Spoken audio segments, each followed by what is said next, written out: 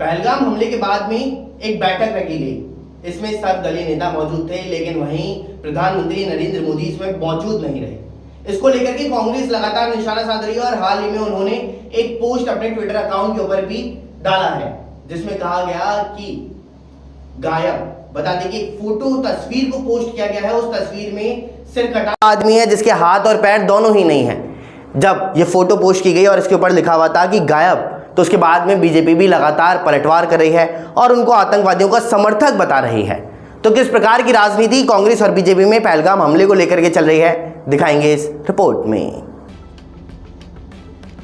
पहलगाम आतंकी हमले को लेकर के कांग्रेस पार्टी ने प्रधानमंत्री नरेंद्र मोदी का नाम लिए बगैर ऑफिशियल वेबसाइट एक्स हैंडल पर एक तस्वीर पोस्ट की, जिसमें कुर्ता पजामा पहने शख्स का सिर कटा हुआ है और उसके हाथ पैर गायब हैं। इसके कैप्शन में लिखा है, जिम्मेदारी के समय गायब। कांग्रेस की इस पोस्ट को पहलगाम हमले के बाद 24 अप्रैल को हुई सर्वदलीय बैठक से जोड़कर देखा जा रहा है। बैठक में प्रधानमंत्री नरेंद्र मोदी नहीं आए थे। कांग्रेस ने मांग की थी कि प्रधानमंत्री भी शामिल हों। बैठक की अध्यक्षता रक्षा मंत्री राजनाथ सिंह ने की थी। वहीं पोस्ट पर भाजपा प्रवक्ता गौरव भाटिया ने कहा कि कांग्रेस और आतंकियों की सोच एक जैसी है।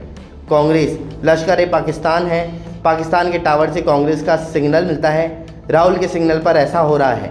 वहीं पाकिस्तान में वाहवाही के लिए कांग्रेस ऐसा कर रही है।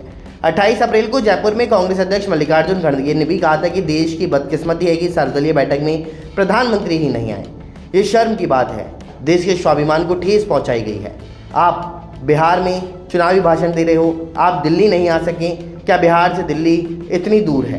कांग्रेस की पोस्ट पर भाजपा नेता अमित मालवीय ने कहा कि कांग्रेस ने सिर तन से जुदा जैसी भाषा के इस्तेमाल से एक बार फिर साबित कर दिया है कि यह मुस्लिम वोट बैंक को ध्यान में रख करके की गई टिप्पणी है। खाटू श्याम जी मंदिर के अंदर विशेष श्रृंगार के चलते हुए लगभग 24 घंटे तक दरबार को बंद रखा जाता है। अब इसके साथ ही बता दें कि 2 से 4 बजे तक एक बार फिर से मंदिर को बंद करने की नई गाइडलाइन जारी की गई है। राजस्थान में भीषण गर्मी का दौर जारी है और इसी गर्मी के चलते हुए ये फैसला लिया गया है, वो भी आगामी आदेशों तक। तो अगर आप भी खाटू श्याम जी जा रहे हैं तो 2 से 4 बजे के समय पर ना जाएं, क्योंकि ऐसे में बाबा के दर्शन नहीं होते हुए नजर आएंगे। हाल फिलहाल अभी जो श्रृंगार किया जाएगा बाबा का, वो कौन से दिन किया जाएगा, कौन से दिन पट बंद रहेंगे, दिखाएंगे इस रिपोर्ट में। प्रदेश में भीषण गर्मी का दौर जारी है। इस बीच सीकर में खाटू श्याम जी मंदिर कमेटी की ओर से दोपहर में 2 घंटे तक मंदिर में बाबा के पट बंद रखने की घोषणा की गई। इस संबंध में मंदिर कमेटी ने आदेश जारी किया है। मंदिर कमेटी के मंत्री मानवेंद्र सिंह चौहान के अनुसार बाबा के पट शनिवार, रविवार और शुक्ल पक्ष की एकादशी द्वादशी को छोड़ करके अन्य दिन सोमवार से शुक्रवार तक दोपहर 2 से 4 बजे तक बंद रहेंगे। ऐसे में भक्त इसके बाद ही दर्शन करने के लिए पहुंचे। फिलहाल यह निर्णय आगामी आदेशों तक मान्य रहेगा। बता दें कि हर अमावस्या और विशेष पर्वों पर बाबा खाटू श्याम का तिलक और सेवा पूजा की जाती है, इसलिए मंदिर को करीब 18 से 19 घंटे तक बंद रखा जाता है। अब 1 मई को बाबा खाटू श्याम का तिलक होना है। ऐसे में 30 अप्रैल की रात 10 बजे से मंदिर में दर्शन बंद हो जाएंगे, जो 1 मई की शाम 5 बजे शुरू होंगे। एनएसजी, बीएसएफ और कई एजेंसियों की बैठक अभी चल रही है। इसमें बता दें कि पहलगाम हमले में जितने भी लोग घायल हुए थे, उनके मुखबिरों से लेकर के जो मेन आदमी हैं, उन सब तक पहुंचने के लिए अब एजेंसियां अलर्ट हो चुकी हैं।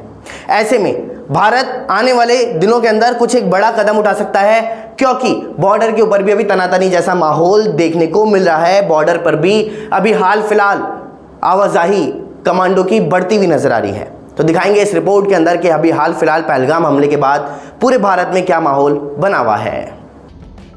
पहलगाम आतंकी हमले के बाद में मंगलवार को गृह मंत्रालय में एक अहम बैठक चल रही है। इस हाई लेवल बैठक में राष्ट्रीय सुरक्षा गार्ड यानी कि NSG, border security force BSF, केंद्रीय रिजर्व पुलिस बल सीआरपीएफ और सशस्त्र सीमा बल यानी एसएसबी के वरिष्ठ अधिकारी भी मौजूद हैं। केंद्र सरकार की कैबिनेट बैठक बुधवार सुबह 11 बजे खत्म होगी। प्रधानमंत्री नरेंद्र मोदी बैठक की अध्यक्षता करेंगे। पहलगाम हमले के बाद यह पहली कैबिनेट बैठक है। भारत ने मंगलवार को पाकिस्तान के रक्षा मंत्री ख्वाजा आसिफ के एक्स हैंडल पर रोक भी लगा दी। पहलगाम हमले के बाद में ख्वाजा आसिफ का एक वीडियो वायरल हुआ था, जिसमें उन्होंने स्वीकार किया कि पाकिस्तान लंबे अरसे से आतंकी संगठनों की फंडिंग कर रहा है। भारत ने सोमवार को भी 17 पाकिस्तानी यूट्यूब चैनल्स को बैन किया था। वहीं पहलगाम हमले में आज इंटेलिजेंस एजेंसियों ने बड़ी जानकारी दी। एजेंसियों के सूत्रों ने बताया कि हमले का मास्टरमाइंड पाकिस्तान का पूर्व एसएसजी कमांडर हाशिम मूसा है। मूसा भी लश्कर तैयबा के लिए काम कर रहा है। फिलहाल देश और दुनिया की तमाम बड़ी खबरों के लिए इतना ही। बने रहिए हमारे साथ। नमस्कार।